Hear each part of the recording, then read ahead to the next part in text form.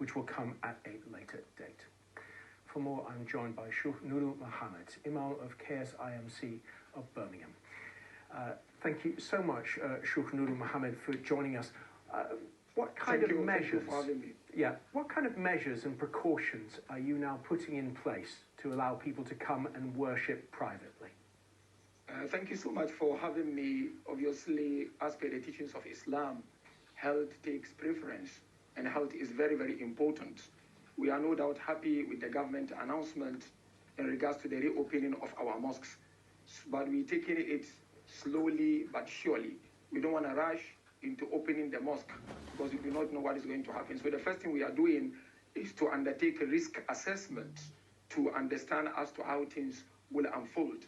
And number two is to contact our insurance company to find out as to what they are able to cover and what they cannot cover. Number three, we are looking at appointing safety officer who will be trained, through Muslim Council of Britain to be able to take charge of this situation. And of course, we're not going to open for everyone to come because social distancing is crucial. So we're going to take it face by face by face. And the places of cleaning, we're not going to open those places. Yeah. What kind of difference will it make to the people in your community knowing that they can come individually to a mosque now? They will be overboard. They will be happy, especially our senior citizens. Our senior citizens don't have a place to frequent every day of their lives than the mosque. Some of them are retirees, they are not working. So mosque is like a second home to them. They've been missing these mosques ever since the lockdown. They will be the first group to be happy once the mosque is opened. Sheikh Nuru Mohammed, I can see just how happy that makes you, the prospect of those senior citizens being able to visit you. And can you describe what your job has been like during lockdown? Yeah, during this unprecedented time, I would say my job has increased in the sense that you need to call people now and then to check on them. Number two, when it comes to marital mediation, so as a resident scholar or imam, as Muslim put, we do mediations amongst people. So that is also has increased. So we're always on the move via Zoom. And number three, because people are home, so you have a series of lectures, especially during the holy month of Ramadan.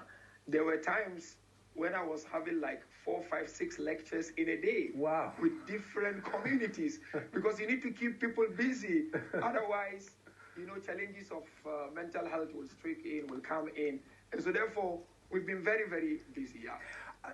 The power of worship in many religions is that it's done as a group.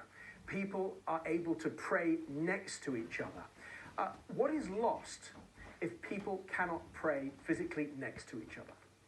Yeah, you see, from the Islamic perspective, going to the mosque is not only to worship. No doubt, the number one priority is to go and worship congregationally.